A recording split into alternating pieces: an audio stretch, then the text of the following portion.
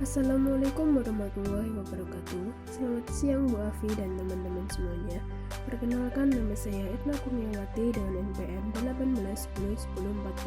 1810104057. Di mata kuliah Pasar Modal Syariah kali ini, saya akan sedikit mempresentasikan mengenai artikel. Pada pertemuan ke-6 ini kita akan membahas mengenai konsep saham syariah, di mana dalam pembahasan materi kali ini terdapat 4 pokok bahasan, yaitu konsep saham syariah, seleksi saham syariah, indeks saham syariah, dan penawaran umum saham syariah.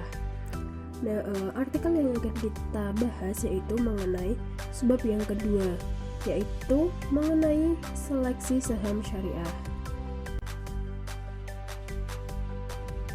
Artikel yang akan kita bahas pada kesempatan kali ini berjudul Seleksi Saham Syariah Perbandingan Antara Bursa Efek Indonesia dan Malaysia, yang ditulis oleh Egy Arfian Firmansyah dari Departemen Manajemen dan Bisnis, Fakultas Ekonomi dan Bisnis, Universitas Padjadjaran Bandung, Indonesia. Di mana artikel ini diterbitkan oleh Jurnal Inspirasi Bisnis dan Manajemen pada tahun 2017.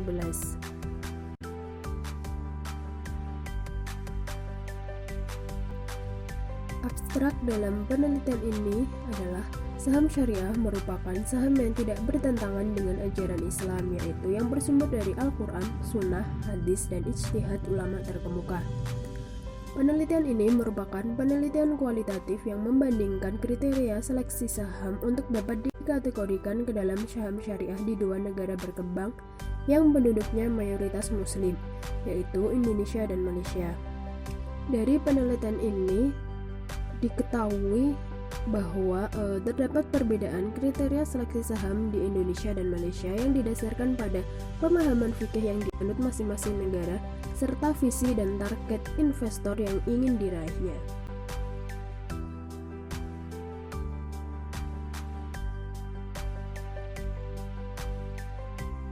Pendahuluan. Saham merupakan instrumen keuangan di pasar modal yang merupakan bukti kepemilikan pemegang saham atas perusahaan. Menurut Shakib et al. Tahun 2015 menyatakan bahwa saham syariah merupakan saham yang tidak bertentangan dengan aturan agama Islam, di mana Al-Quran, Sunnah Nabi Muhammad SAW, dan ijtihad para ulama adalah sumbernya. Agar saham dapat dimasukkan ke dalam kategori saham syariah, ada beberapa kriteria yang harus dipenuhi oleh emiten. Kriteria ini ditetapkan oleh bursa dengan melibatkan Dewan Syariah sebagai pihak yang kompeten di bidang fikih muamalah.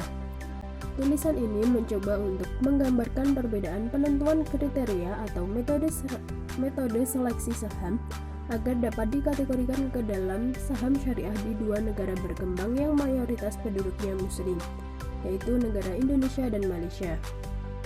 Screening saham syariah di Indonesia menghasilkan indeks saham ISSI atau Indonesia Syariah Stock Index, di mana saham-saham yang masuk ke dalam indeks ini adalah saham yang memenuhi kriteria saham syariah sebagaimana yang telah ditetapkan oleh Dewan Syariah Nasional dan Bursa Efek. Kriteria ini terdiri dari kriteria kuantitatif dan kriteria kualitatif. Selain indeks ISSI, Bursa Efek Indonesia juga memiliki indeks syariah lain, yaitu JII atau Jakarta Islamic Index, di mana 30 saham ISSI yang berkinerja terbaik dimasukkan ke dalam indeks ini. Namun, cukup disayangkan bahwa jumlah investor, terutama investor domestik di BEI, masih rendah jika dibandingkan dengan negara-negara lain.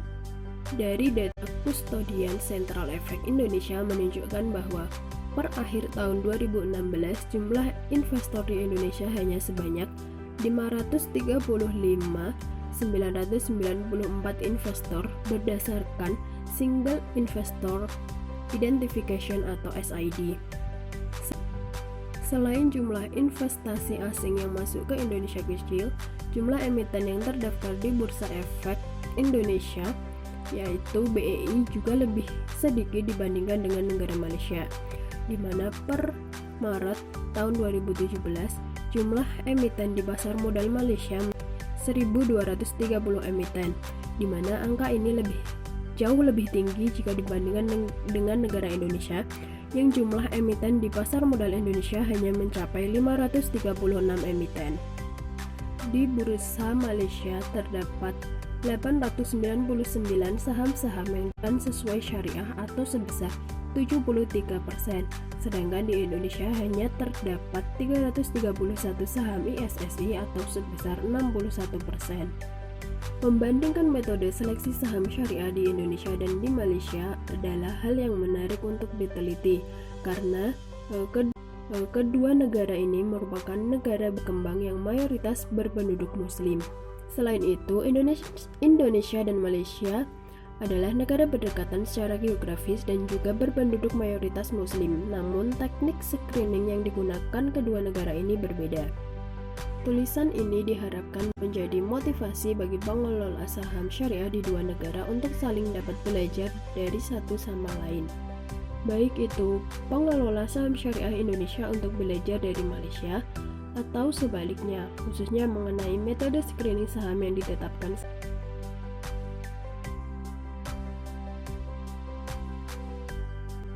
Kajian literatur. Yang pertama, investasi sesuai syariah. Investasi sesuai syariah merupakan investasi yang sesuai dengan sumber hukum Islam, yaitu Al-Quran, hadis, dan ijtihad. Al-Quran merupakan sumber hukum utama yang merupakan wahyu Allah SWT kepada Nabi Muhammad SAW. Sedangkan hadis merupakan sumber hukum Islam kedua yang berupa catatan narasi dari tindakan dan perkataan Nabi Muhammad SAW. Sumber hukum ketiga adalah ijtihad, yang merupakan turunan dari kedua sumber tersebut serta merupakan formulasi hukum-hukum syariah yang ditetapkan oleh ulama Islam terkemuka dan memiliki kualifikasi yang telah diakui. Investasi berbasis syariah adalah investasi pada efek-efek dengan kriteria sesuai syariah atau tidak bertentangan dengan ajaran dan etika Islam. Kriteria ini diperlukan untuk melakukan seleksian pada efek-efek di bursa, sehingga pada akhirnya dapat dipilih efek mana saja yang dapat digolongkan sebagai efek sesuai syariah. Selain itu, tujuan dari kegiatan investasi yang sesuai syariah tentu tidak diperbolehkan untuk berspekulasi, judi, atau tujuan non-halal lainnya, melainkan untuk menciptakan keadilan dan mencapai kemakmuran yang tidak hanya di dunia maupun juga di akhirat.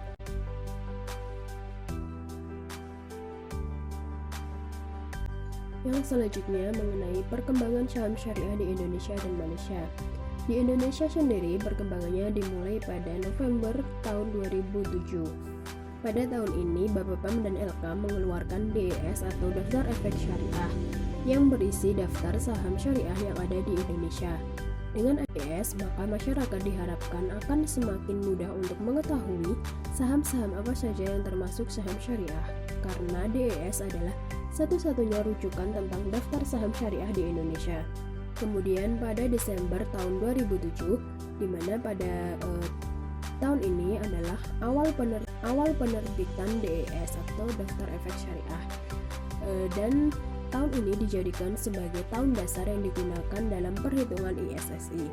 Kemudian pada 8 Maret tahun 2011, DSN MUI atau Dewan Syariah Nasional Majelis Ulama Indonesia menerbitkan fatwa nomor 80 tentang penerapan prinsip syariah dalam mekanisme perdagangan efek bersifat ekuitas di pasar reguler bursa efek.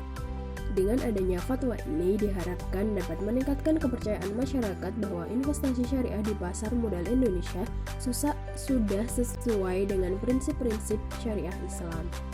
Selanjutnya pada tanggal 12 Mei 2011, BEI meluncurkan ISSI atau Indeks Saham Syariah Indonesia, di mana peluncuran ini sebagai tindak lanjut peradaan DES atau Daftar Efek Syariah. Kemudian pada bulan September tahun 2011, BEI mengembangkan model perdagangan daring sesuai syariah untuk dapat diaplikasikan oleh anggota bursa. Dengan adanya sistem ini, maka perkembangan investasi syariah di pasar modal Indonesia diharapkan semakin meningkat, karena investor akan semakin mudah dan nyaman dalam melakukan perdagangan saham secara syariah. perkembangan saham syariah di Malaysia sendiri dimulai pada tahun 1997, di mana pada tahun ini Malaysia telah memperkenalkan KLSCC atau Kuala Lumpur Exchange Syariah Index. Indeks ini ditujukan bagi para investor yang menginginkan berinvestasi pada perusahaan yang sesuai syariah di Malaysia. Kemudian pada tahun 1998, SAC Malaysia mengumumkan bahwa saham syariah dilakukan evaluasi selama 2 kali dalam setahun.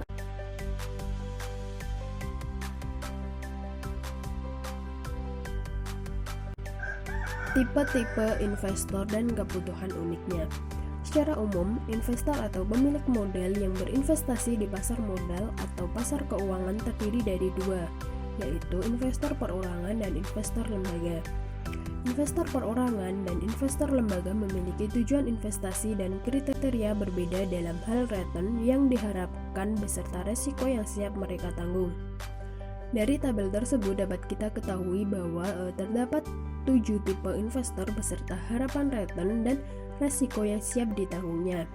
Seperti misalnya tipe investor individual memiliki kriteria return, siklus hidup atau pendidikan anak, umur pensiun, dengan toleransi pada resiko siklus hidup, atau investor muda lebih toleran.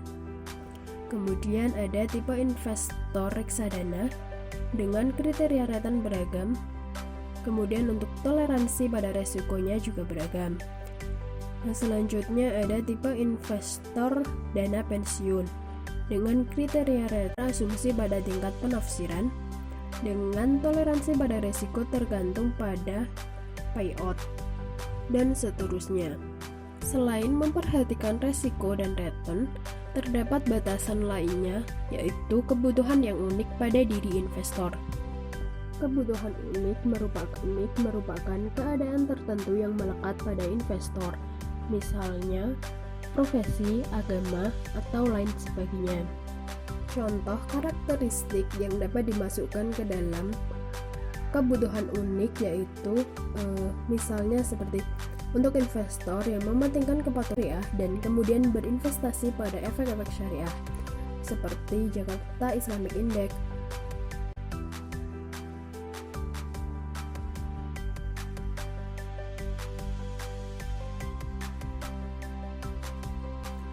Penelitian sebelumnya mengenai screening.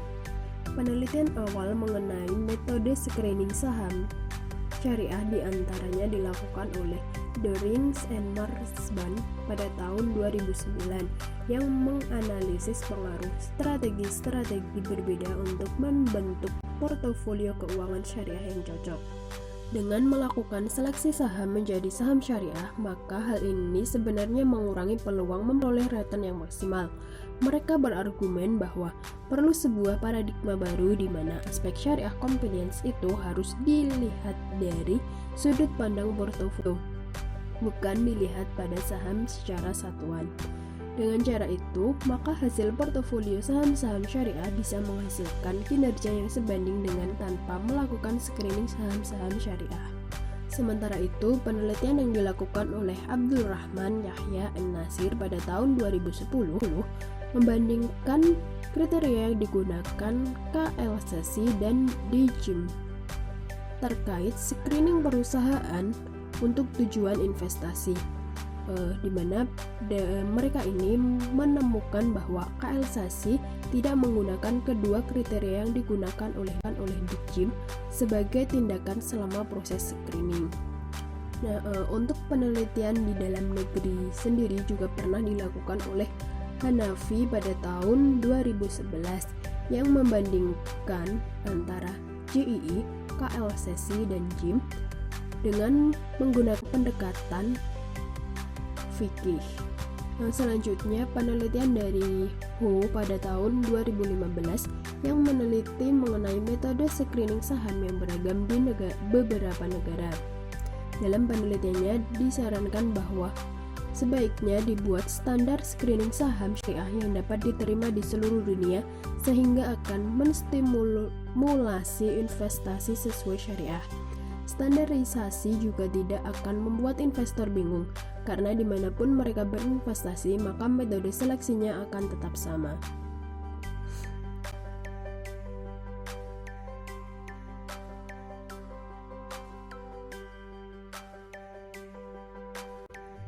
Metode penelitian. Penelitian ini merupakan penelitian kualitatif yang menggambarkan metode seleksi saham syariah yang diberlakukan di Indonesia dan Malaysia per tahun 2017.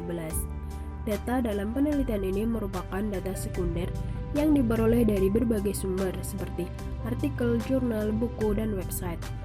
Dari data tersebut kemudian dianalisis secara deskriptif dengan tujuan untuk mengetahui pendekatan screening di Bursa Efek Indonesia dan Malaysia. Metode screening atau penyeleksian saham yang digunakan mencakup kriteria kualitatif dan kriteria kuantitatif, di mana kriteria kualitatif merupakan panduan dari Dewan Syariah mengenai boleh tidaknya emiten dimasukkan ke dalam indeks syariah. Kriteria kualitatif ini mencakup jenis usaha emiten dan produk yang dihasilkan oleh emiten. Adapun kriteria kuantitatif merupakan kriteria akuntansi yang mencakup rasio keuangan, seperti rasio hutang dan pendapatan non-halal.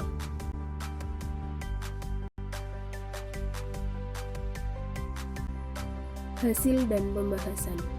Yang pertama mengenai metode seleksi kualitatif. Pada bagian ini disajikan seleksi kualitatif untuk saham-saham syariah di Bursa Efek Indonesia dan Bursa Efek Malaysia. Di Bursa Efek Indonesia, kriteria kualitatif disebut juga sebagai kriteria bisnis. Kriteria bisnis adalah kriteria yang disusun berdasarkan jenis usaha dari setiap emiten. Kategori jenis usaha yang dijadikan sebagai indikator dalam kriteria bisnis adalah berdasarkan kehalalan dari produk tersebut, baik halal karena zatnya atau produknya maupun prosesnya. Tabel tersebut menyajikan perbandingan kriteria kualitatif antara Bursa Efek Indonesia atau ISSI dan Bursa Efek Malaysia atau KLSSI. Terdapat 3 perbandingan yang terdapat dalam penelitian tersebut. Yang pertama, berdasarkan pada dasar yang digunakan. Yang kedua, pembuat peraturan transaksi yang dilarang. Yang ketiga, bidang usaha yang dilarang. Nah, yang pertama yaitu dasar. Dasar yang digunakan dalam Bursa Efek Indonesia adalah Fatwa Dewan Syariah Nasional nomor 80 DSN MUI _3 2011 tentang penerapan prinsip syariah dalam mekanisme perdagangan efek bersifat ekuitas di pasar reguler Bursa Efek.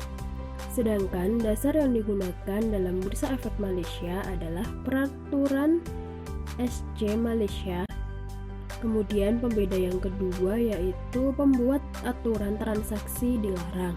Nah, Indonesia yaitu berdasarkan pada DSN MUI dan OJK, sedangkan Malaysia berdasarkan pada Syariah Advisory Council dari Security of Commission. Kemudian pembeda yang ketiga bidang usaha yang dilarang. Nah, di Indonesia terdapat beberapa bidang usaha yang dilarang seperti perjudian dan permainan yang tergolong judi, perdagangan yang dilarang seperti narkoba, usaha keuangan konvensional atau ribawi, perbankan dan asuransi konvensional dan lain sebagainya. Sedangkan Malaysia terdapat 10 bidang usaha yang dilarang, yaitu bank konvensional, asuransi konvensional, perjudian, minuman keras dan kegiatan yang berhubungan dengan minuman keras, produsen makanan babi dan terkait babi, dan seterusnya. Secara umum, perbedaan antara Bursa Efek Indonesia dan Bursa Efek Malaysia dari sisi screening kualitatif tidak berbeda. Pendekatan yang digunakan hampir mirip merujuk pada fikih yang diyakini di dua negara tersebut. Sebagai contohnya, industri perbankan konvensional dan industri asuransi konvensional akan dikatakan tidak syariah compliant baik oleh Bursa Efek Indonesia maupun Bursa Efek Malaysia.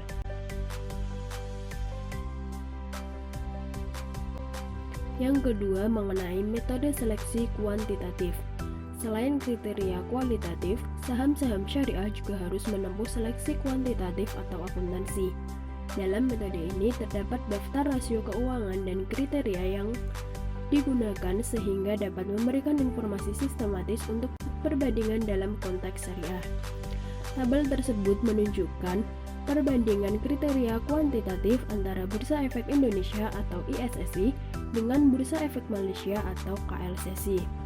Dalam kriteria kuantitatif ini terdapat 3 pembeda, yaitu utang, kontribusi pendapatan non-halal, dan rasio kas. Pembeda yang pertama yaitu utang, di mana dalam Bursa Efek Indonesia utang tidak lebih dari 45%, sedangkan di Bursa Efek Malaysia tidak lebih dari 33%. Kemudian pembeda yang kedua, kontribusi pendapatan non-halal. Di Bursa Efek Indonesia tidak lebih dari 10%, sedangkan di Malaysia terdapat 2 ketentuan, yaitu maksimal 5% dari industri, bank konvensional, asuransi konvensional, perjudian, minuman keras dan kegiatan berhubungan dengan minuman keras, produsen makanan babi dan terkait babi, makanan dan minuman tidak halal, hiburan tidak sesuai syariah, pendapatan bunga dari rekening konvensional dan instrumen, tembakau dan kegiatan pertembakauan, kegiatan tidak syariah lain yang ditentukan oleh SCAC.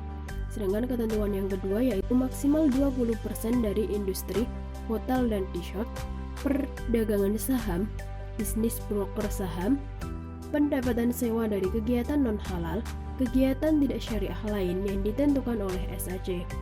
Pembeda yang ketiga yaitu rasio kas. Di Bursa Efek Indonesia tidak terdapat ketentuan. Sedangkan di Bursa Efek Malaysia terdapat ketentuan yaitu tidak lebih dari 33% atau ditempatkan di bank non-syariah. Secara umum, perbedaan antara Bursa Efek Indonesia dengan Bursa Efek Malaysia dalam kriteria kuat ini terletak pada rasio kas, di mana rasio kas ini di dalam Bursa Efek Malaysia dijadikan sebagai rasio tambahan. Maksud dari rasio ini adalah perbandingan uang kas yang disimpan emiten di perbankan non-syariah yang tentunya akan menghasilkan bunga yang tidak sesuai syariah. Rasio ini diperkenalkan Bursa Efek Malaysia tahun 2013 yang sebelumnya tidak ada. Rasio total kas pada total aset tidak ada di Bursa Efek Indonesia.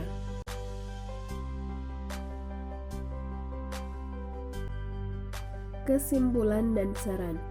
Dapat kita simpulkan bahwa dalam penelitian tersebut terdapat perbedaan kriteria screening saham syariah di Bursa Efek Indonesia dan Bursa Efek Malaysia, baik secara kuantitatif maupun secara kualitatif. Perbedaan ini dipandang sebagai suatu hal yang wajar dalam ajaran Islam, karena berada dalam ranah fikih muamalah yang tentunya disesuaikan dengan kondisi masyarakat setempat.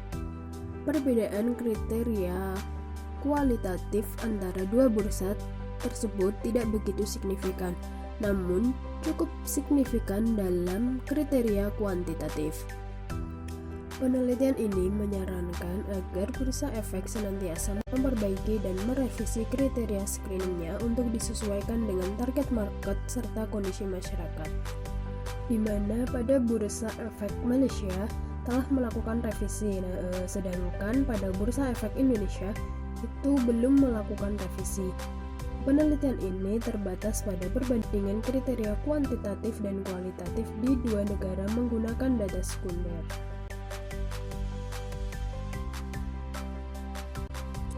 Sekian presentasi dari saya, kurang dan lebihnya mohon maaf. Wassalamualaikum warahmatullahi wabarakatuh.